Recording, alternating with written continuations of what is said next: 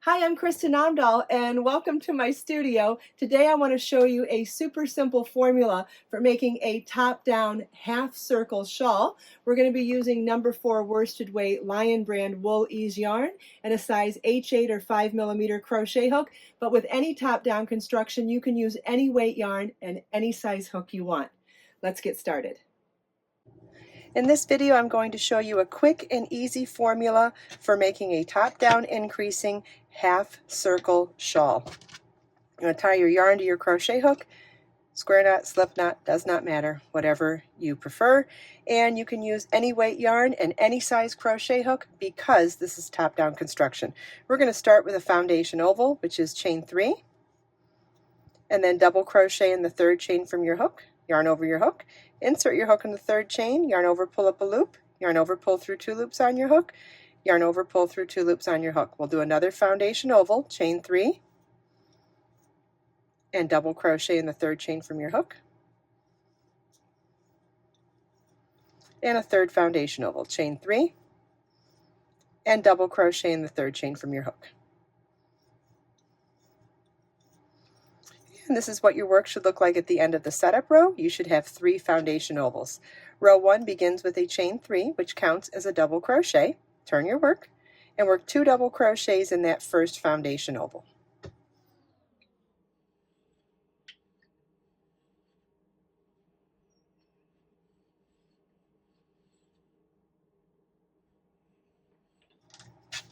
And then work 3 double crochets in each of the next 2 foundation ovals.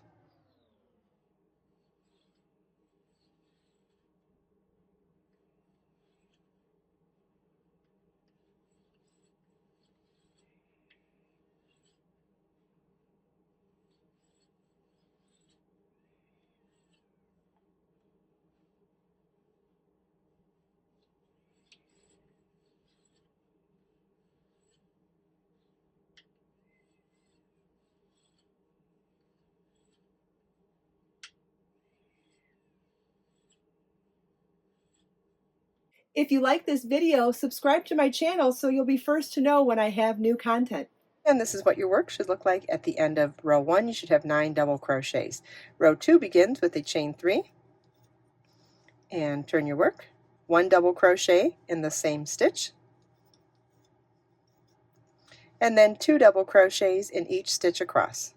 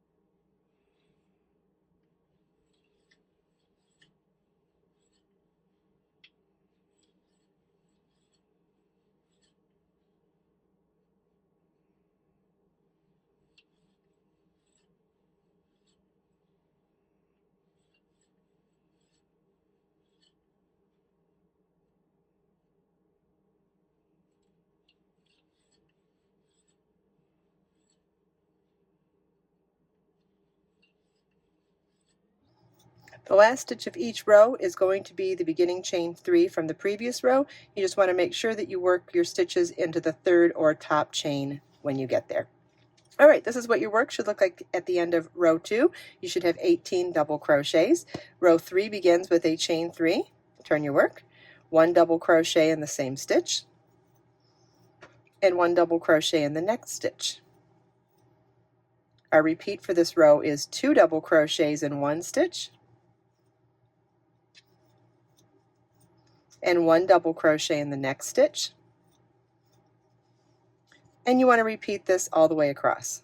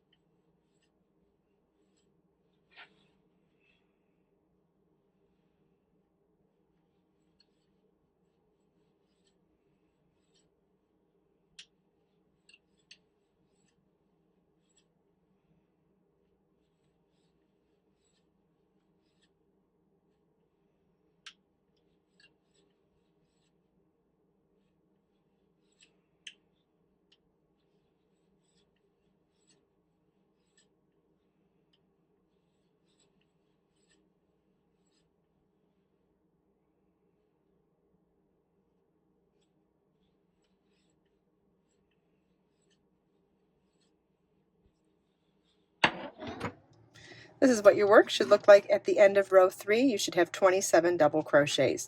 Row 4 begins with a chain 3, which counts as our first double crochet. Turn your work, 1 double crochet in the same stitch, 1 double crochet into each of the next 2 stitches.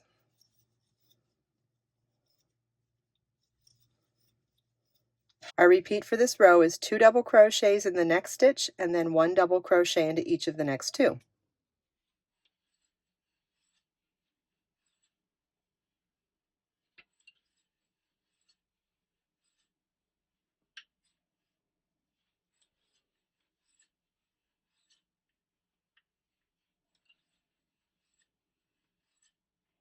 And you want to repeat this all the way across.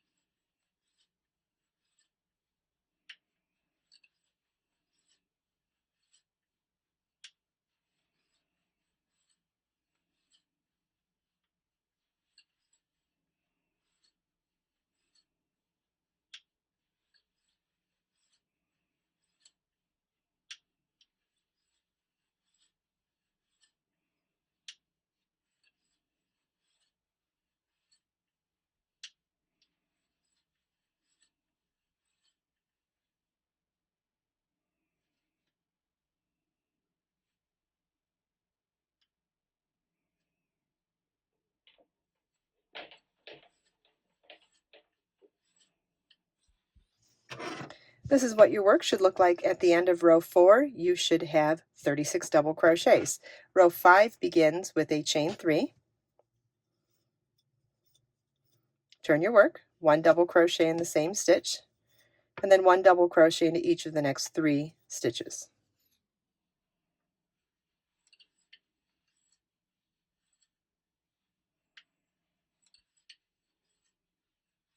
Our repeat for this row is 2 double crochets in the next stitch, then 1 double crochet into each of the next 3 stitches.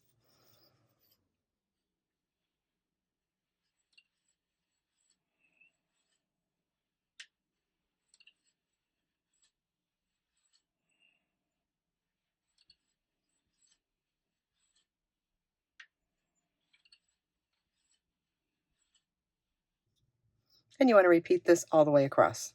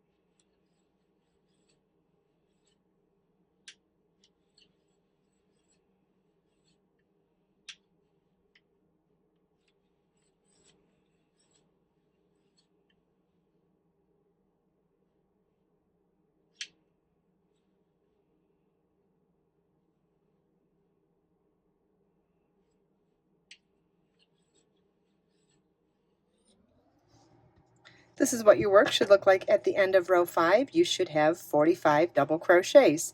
You want to continue on in this established pattern, putting one more single stitch in between each decrease as we go. Each additional row will increase your stitch count by 9 stitches per row.